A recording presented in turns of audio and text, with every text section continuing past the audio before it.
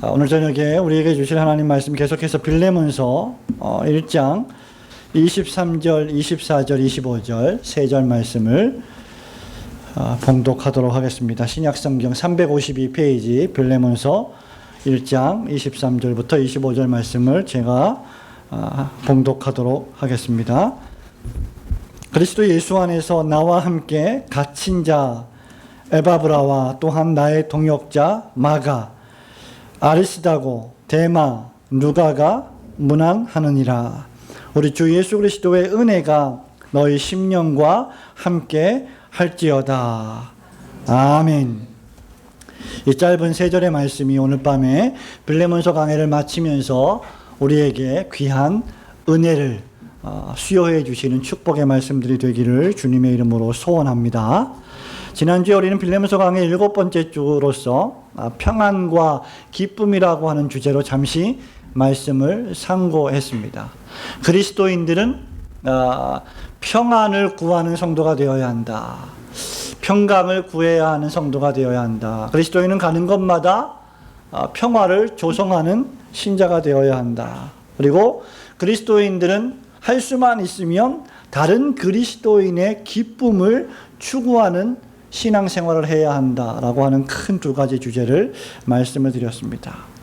이제 사도 바울은 마지막으로 오네시모를 용서하고 받아주며 영접하라고 하는 당부의 말씀을 빌레몬에게 권면하면서 마지막 인사를 하고 있습니다.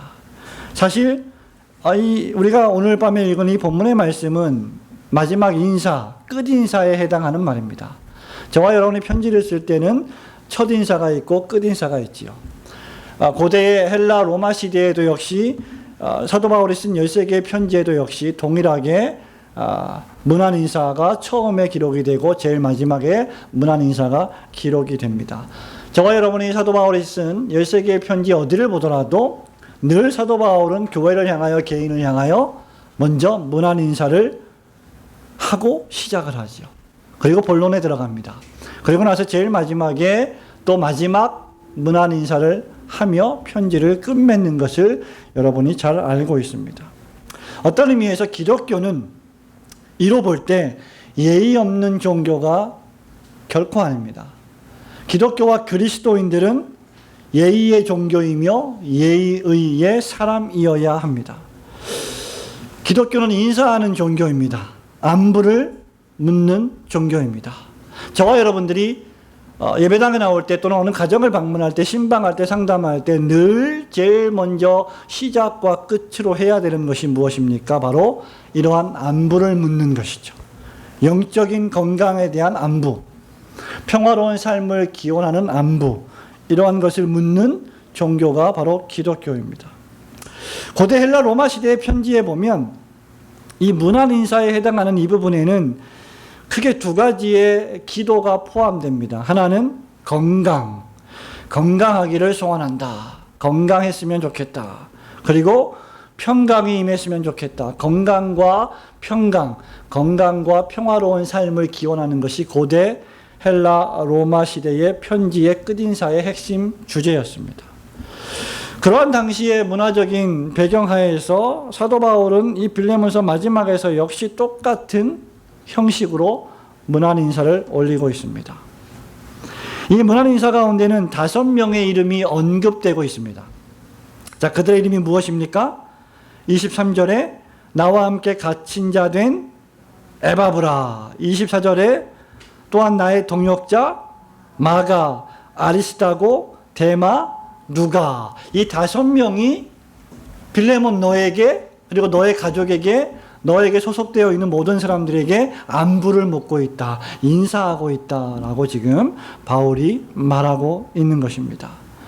바울은 이 5사람의 이름을 이 마지막 끝인사에 거명하면서 이 5명을 무엇이라고 부르고 있습니까?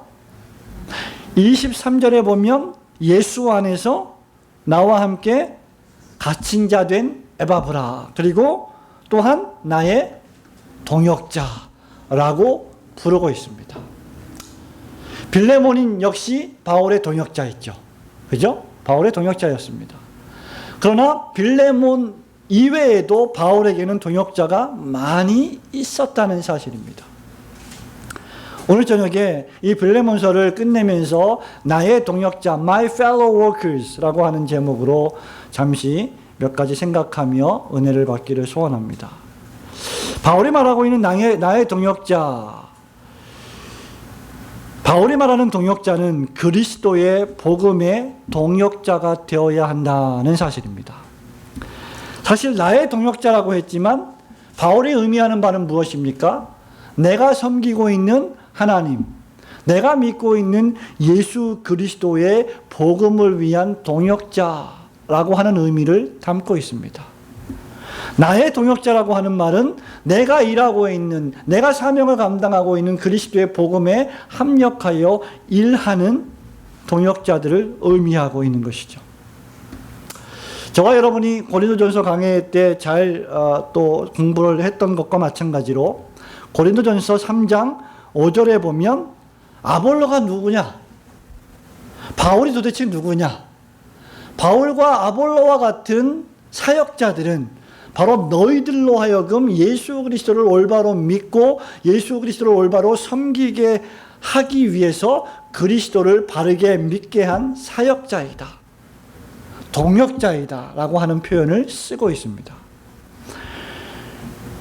고린도전서 3장 5절에서 바울이나 아볼로가 나의 동역자이다, 사역자이다 라고 할 때 그 의미는 식탁 옆에서 식사를 잘 할 수 있도록 수종드는 자, 섬기는 자의 의미를 가지고 있다고 제가 말씀을 드렸습니다.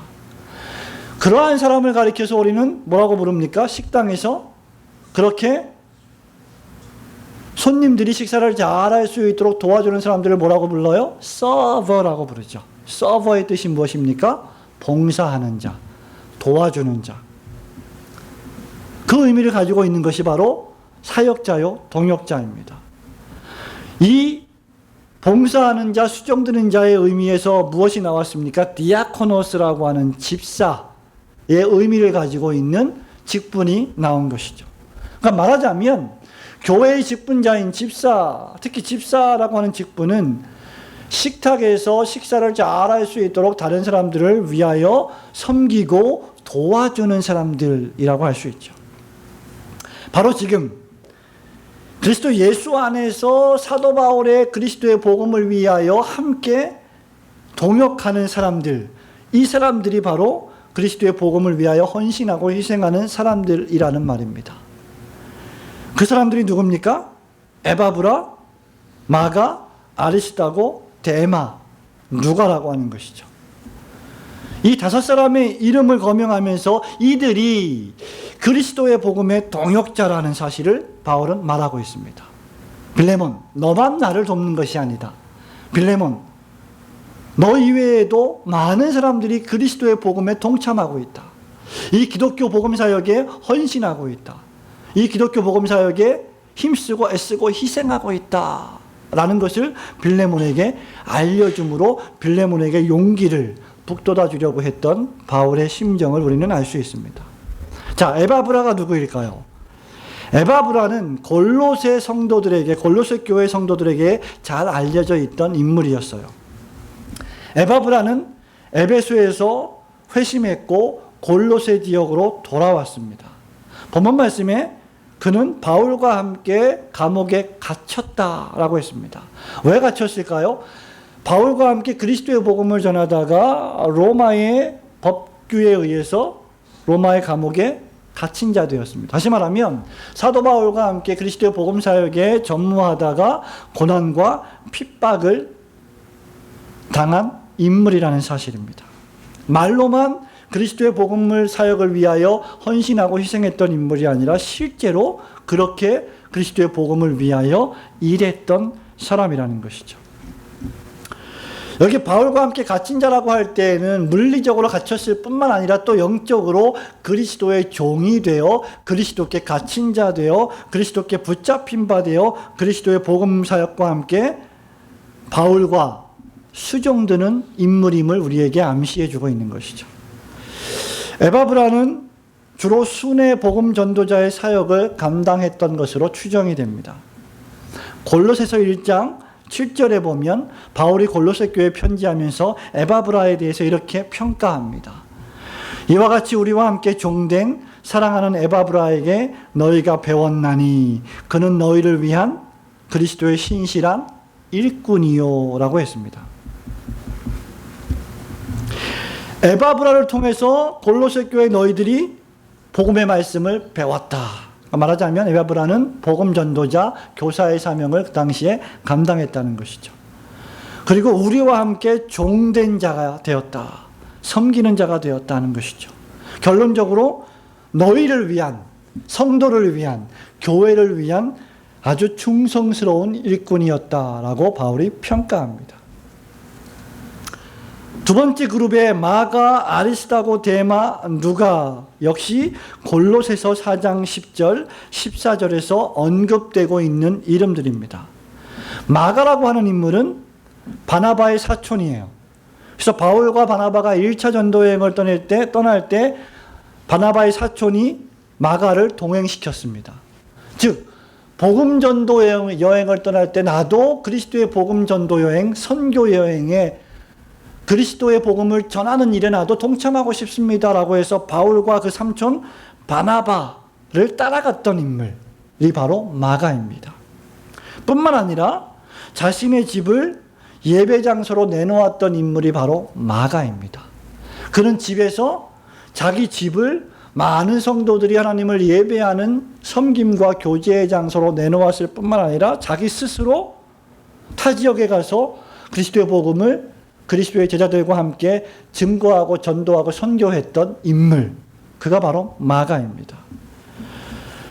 바울이 마지막 순교를 앞두고 죽음을 앞두고 디모데에게 편지하면서 그 유언적인 편지를 하면서 디모데후서 4장 11절에서 마가에 대해서 이렇게 평가합니다.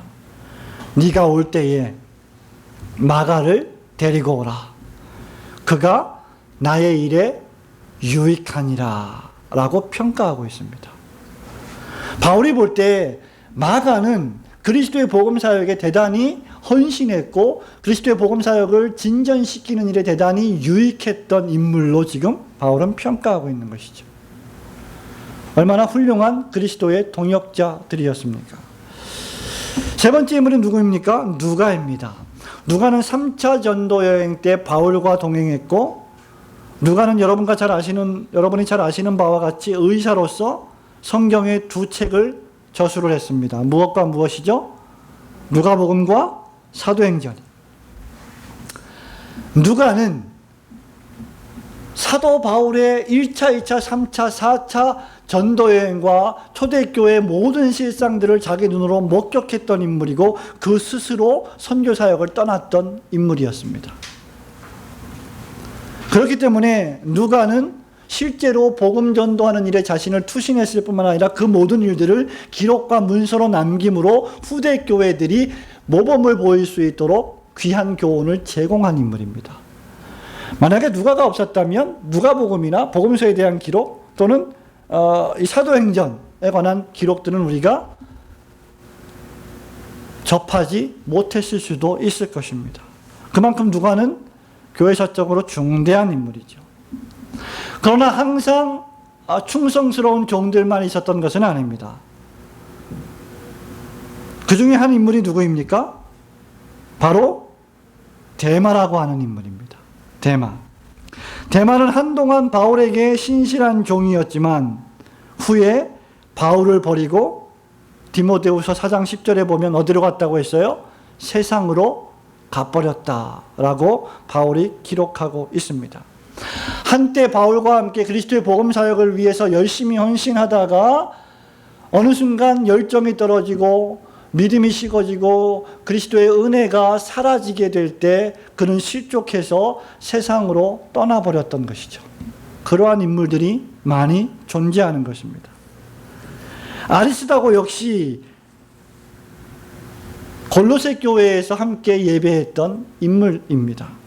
자, 마가, 아리스다고, 누가, 그리고 에바브라, 이 네 사람, 데마를 제외한 네 사람, 초창기에는 5사람이지만 데마를 제외한 네 사람들은 모두가 다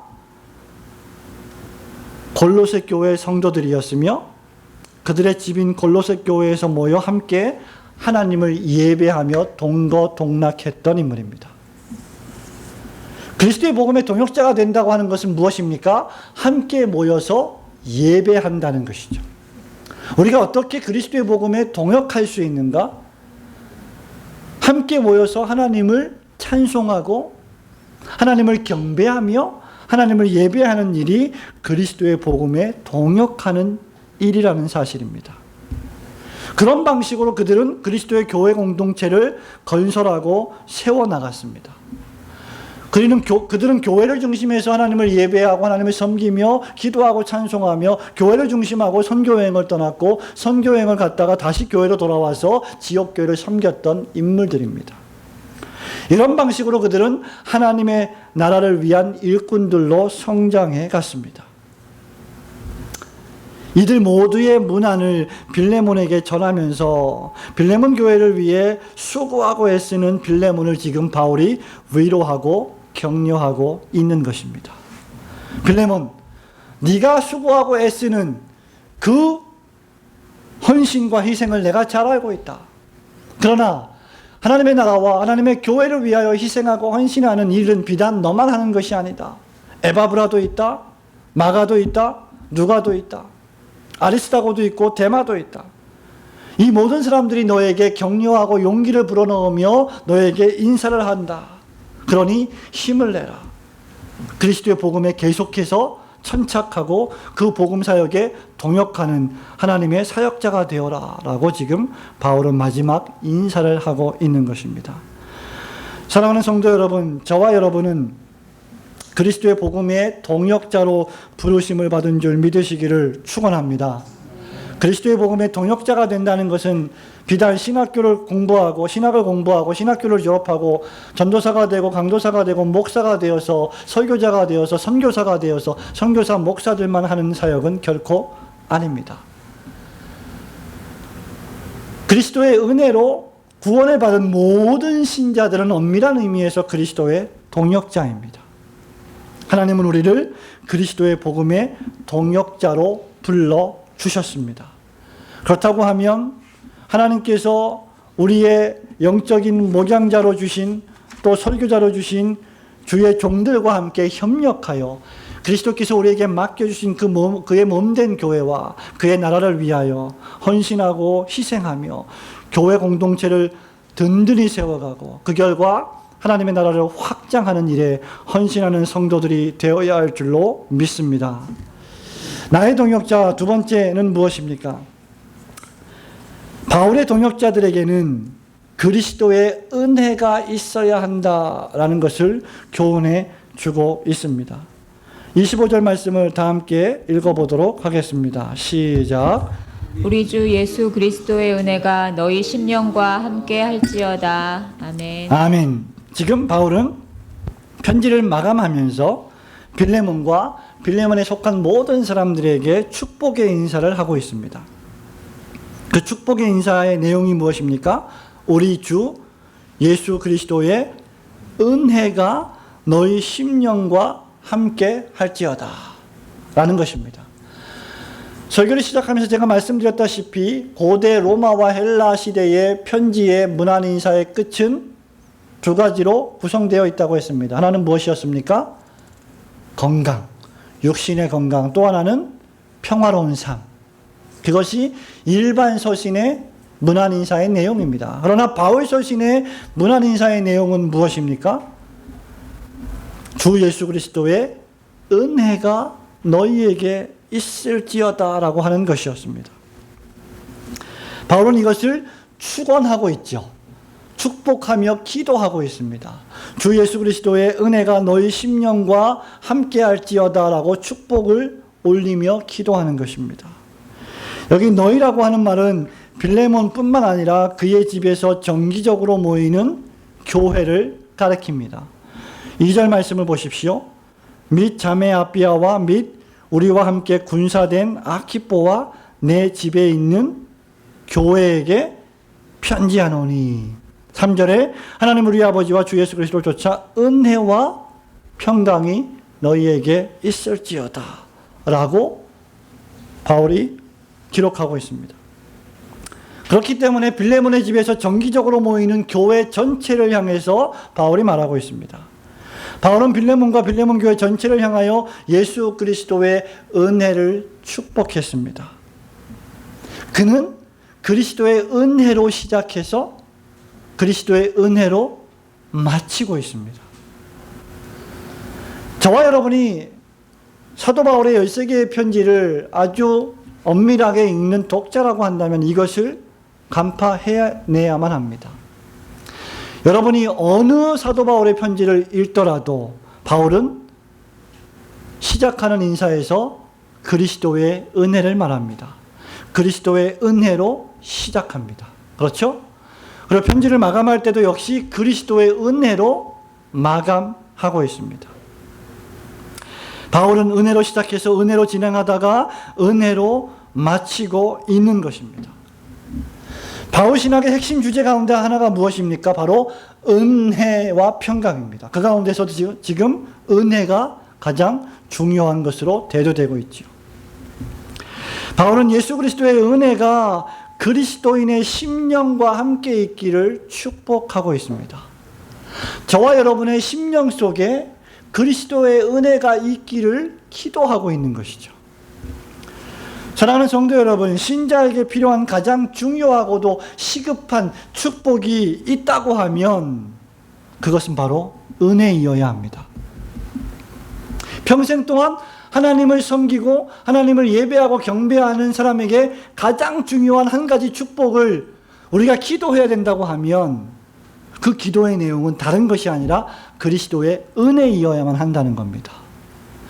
그런데 우리가 그리스도의 은혜에 대해서 너무나 피상적으로 이해하고 있고 너무나 얕은 수준의 그리스도의 은혜를 추구하고 있는 것이 일반적인 성도와 교회의 현실입니다.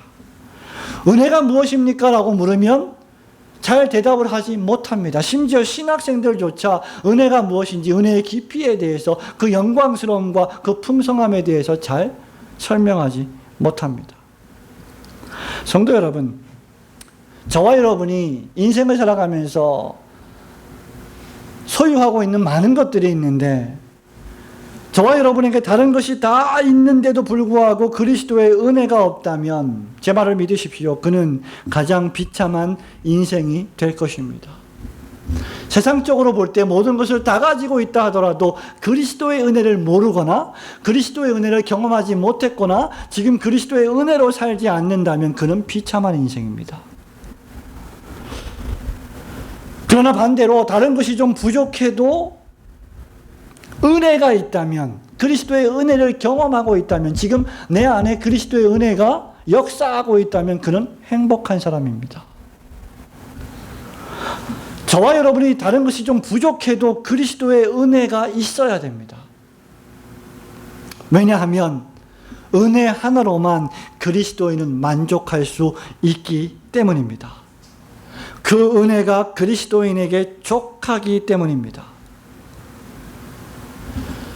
수개월 전에 여러분은 육체의 가시, 사도 바울의 가시에 대한 설교를 들은 적이 있을 것입니다. 사도 바울에게는 하나님께 간절히 기도하고 간구해서 제발 들어주세요라고 소원을 아랬던 기도가 있습니다. 그것이 무엇입니까? 육체의 가시였죠. 그것이 대머리든지 아니면 눈의 질병이든지 다른 육체의 질병이든지 분명히 복음을 전하고 하나님의 나라를 위하여 열심히 선교하고 일하는 바울에게 성가신 존재였음은 분명했습니다. 이것이 없다면, 이것이 좀 해결된다면, 내가 이 병이 좀 고쳐진다면 더 효과적으로 그리스도의 복음을 전할 수 있을 텐데, 선교할 수 있을 텐데, 더 많이 주님의 일을 감당할 수 있을 텐데라고 바울은 생각했습니다. 그래서 기도했죠. 맞죠? 몇 번 기도했습니까? 3번 기도했습니다. 기도의 내용이 무엇이었습니까? 병을 고쳐주세요. 주님의 응답이 무엇이었습니까? 내 은혜가, 나의 은혜가 너에게 족하도다. 그것이 주님의 기도 응답이었습니다. 그 응답에 대한 바울의 반응이 무엇이었습니까? 내가 약한 데서 온전하여진다. 내가 내 약함을 자랑하리니 내가 약함으로 그리스도의 강함이 나를 통해서 역사된다. 라는 것이 바울의 반응이었습니다.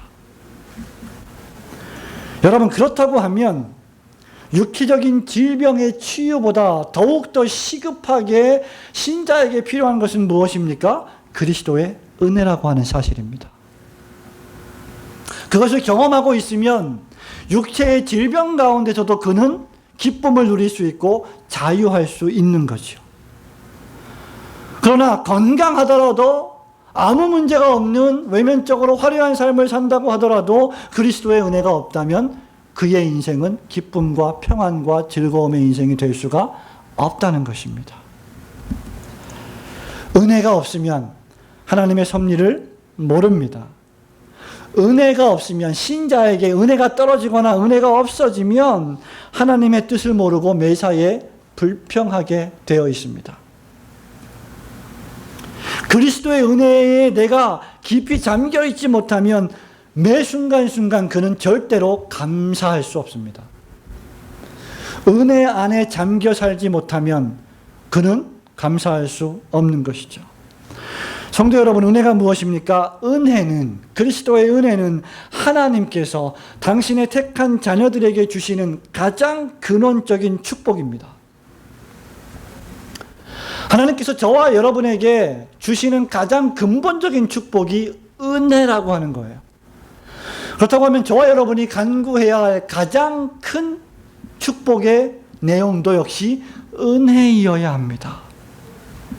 은혜는 우리가 도무지 받을 자격과 공로가 없는 죄인들에게 하나님께서 주권적으로 베풀어 주시는 하나님 편에서의 호의, favor, 아주 훌륭하고 아주 좋은 일을 행해 주시는 것입니다. 그것을 다른 말로 은총이라고 합니다. 그것을 다른 말로 은혜라고 합니다. 여러분, 이 은혜는 하나님의 자비롭고 관대하시며 오래 참으시는 그 하나님께서 주시는 은총입니다. 여러분들이 누리고 있는 다른 모든 종류의 축복들은 전부 다 이 그리스도의 은혜로부터 흘러나오게 되어 있습니다. 그렇기 때문에 그리스도의 은혜가 무엇인지 모르면 다른 축복의 은혜들의 그 능력도 여러분은 경험할 수가 없는 것이죠. 여러분, 이 은혜 가운데 은혜가 무엇입니까? 바로 그리스도의 십자가입니다. 에베소서 1장 23절에 보면 주 예수 그리스도의 은혜에 대해서 설명하면서 주 예수 그리스도는 만물 위에 만물을 충만케 하시는 분이시다라고 묘사하고 있습니다.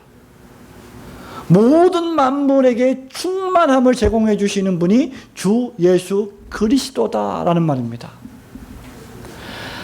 하나님께서 우리에게 베풀어 주시는 모든 종류의 축복과 사랑이 바로 은혜라고 하는 사실이에요.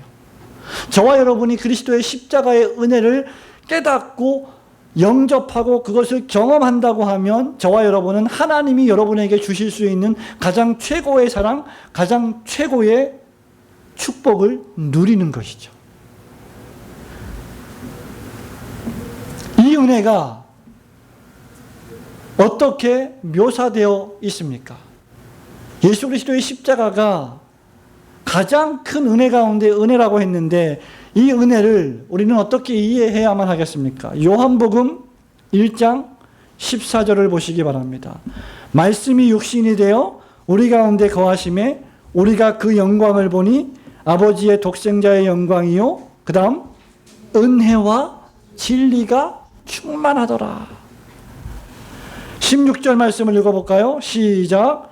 우리가 다 그의 충만한 데서 받으니 은혜 위에 은혜더라.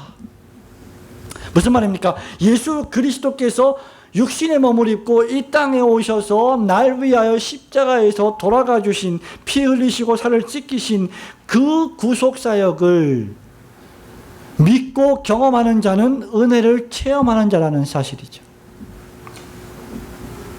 그것을 믿는다면 그는 은혜 위에 은혜를 받는 사람이 되는 것입니다. 이 은혜가 우리 심령에 충만해야만 합니다. 사랑하는 성도 여러분, 25절 말씀을 다시 보십시오. 우리 주 예수 그리스도의 은혜가 어디에요? 너희 심령과 함께할지어다 라고 했습니다. 여기 심령이라고 하는 말은 인간의 내적인 본성을 가리킵니다. 다시 말하면 인간의 영혼을 가리킵니다. 주 예수 그리스도의 은혜가 너희의 영혼 속에 있기를 축원하고 있다. 축복한다. 너희 심령과 함께하기를 내가 소원한다 라는 말입니다. 하나님과, 영이신 하나님과 하나님의 자녀의 접촉점이 바로 심령입니다. 영혼이에요. 여러분의 영혼에 그리스도의 은혜가 충만히 임할 때 여러분은 하나님과 교통할 수 있고 교제할 수 있게 되는 것입니다. 하나님의 은혜가 심령에 충만할 때 그 결과가 무엇입니까? 예수 그리스도의 십자가 은혜가, 그 은혜와 진리가 충만한 예수 그리스도의 구속사역이 그 은혜 위에 은혜더라라고 하는 그 그리스도의 실체가 여러분의 심령에 임하게 될 때 그 결과, 그 열매가 무엇입니까? 3절을 보십시오. 빌레몬서 1장 3절 읽어볼까요? 시작. 하나님 우리 아버지와 주 예수 그리스도로 쫓아 은혜와 평강이 너희에게 있을지어다.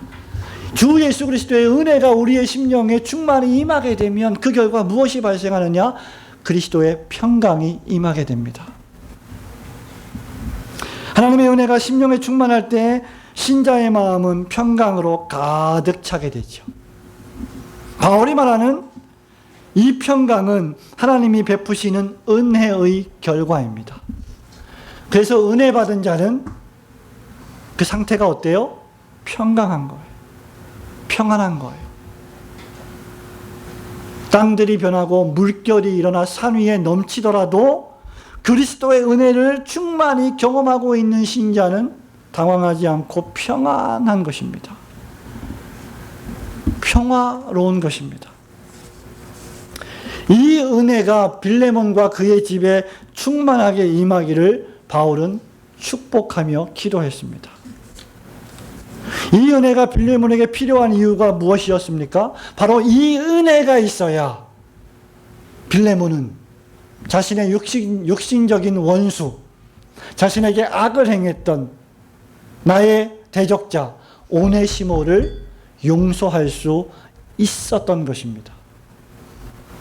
이 은혜가 없으면 빌레몬은 오네시모를 용서할 수가 없는 것이죠. 과거에는 무익한 종이었지만 이제는 유익한 종이 되어 바울의 심장이 되어 돌아오는 오네시모를 용서하고 맞이하며 영접하기 위해서는 무엇이 필요하냐? 인간적인 용서가 필요한 것이 아니라 그리스도의 은혜가 필요한 것입니다. 십자가에서 나의 죄를 용서하여 주신 그 그리스도의 은혜와 그 그리스도의 진리의 말씀이 내 심령에 충만하게 임할 때 비로소 나는 다른 사람을 용서할 수 있게 되는 것입니다. 이 용서, 빌레몬서의 핵심 주제인 이 용서, 이 propitiation, 이 화목, 이 영접은 오직 하나님의 은혜를 통해서만 가능한 것입니다. 교회가 어떻게 하면 평화로울 수 있습니까? 교회가 어떻게 하면 화목할 수 있습니까? 교회가 어떻게 하면 서로가 서로를 영접하고 서로의 안부를 물으며 서로를 배려하고 아끼며 사랑할 수 있습니까? 그리스도의 십자가 은혜에 충만히 젖어 있을 때만 가능합니다. 그렇기 때문에 교회에 그리스도의 십자가가 없다면 그것은 교회가 아닙니다. 교회에 십자가가 없다면 그것은 생지옥입니다. 저는 물리적인 십자가를 말씀드리는 것이 아닙니다. 예수 그리스도께서 저와 여러분을 용서하시고 저와 여러분에게 의로운 신분을 제공하시기 위하여 피 흘리시고 살찌끼신 그 형틀, 그 속죄의 장소, 그 화목의 본질을 말씀드리고 있는 것입니다. 그렇기 때문에 빌레몬에게는 그 무엇보다도 바로 이 그리스도의 은혜가 필요했던 것입니다. 사랑하는 성도 여러분, 말씀을 맺습니다. 그리스도께서는 우리를 하나님과 화목시키셨습니다. 진노하신 하나님의 성부 하나님의 손을 붙잡고 다른 한 손으로는 타락한 여러분 자신의 손을 붙잡고 십자가에서 심장을 파열하신 분이 바로 그리스도이십니다. 그 결과 하나님과 나 사이에 막힌 담이 허물어졌고 하나님과 내가 다시 영적으로 교통할 수 있게 되었습니다. 그렇다고 하면 저와 여러분이 다른 사람과 화목하지 못할 이유가 과연 무엇이란 말입니까? 교회 안에서 평강과 화목을 위하여 그리스도의 복음의 동역자가 되지 못할 이유는 하나도 존재하지 않는 것입니다. 사람들 사이에는 수많은 장벽과 차별이 있습니다. 남자와 여자의 구별이 있고 차별이 있습니다. 신분, 지위, 고하의 차별이 있습니다. 그러나 우리 주 예수 그리스도께서 빌레몬과 오네시모의 관계를 변화시키시듯 하나님과 죄인된 우리의 관계 역시 변화시키시는 위대하신 구주이십니다. 그렇기 때문에 우리에게 필요한 것이 바로 주 예수 그리스도의 은혜인 것이죠. 바로 이 은혜가 있어야 저와 여러분이 행하는 모든 종류의 행동이 전부 다 사랑으로 역사하는 믿음이 될 수 있는 것입니다. 이 은혜가 없으면 저와 여러분이 말하고 행동하는 모든 것들은 위선적인 것이 되고 맙니다. 그리스도의 사랑으로 역사하는 믿음이 될 수가 없습니다. 우리 올고등교회 모든 성도님들은 늘 이 은혜를 기억하고 상기해야만 될 줄로 믿습니다.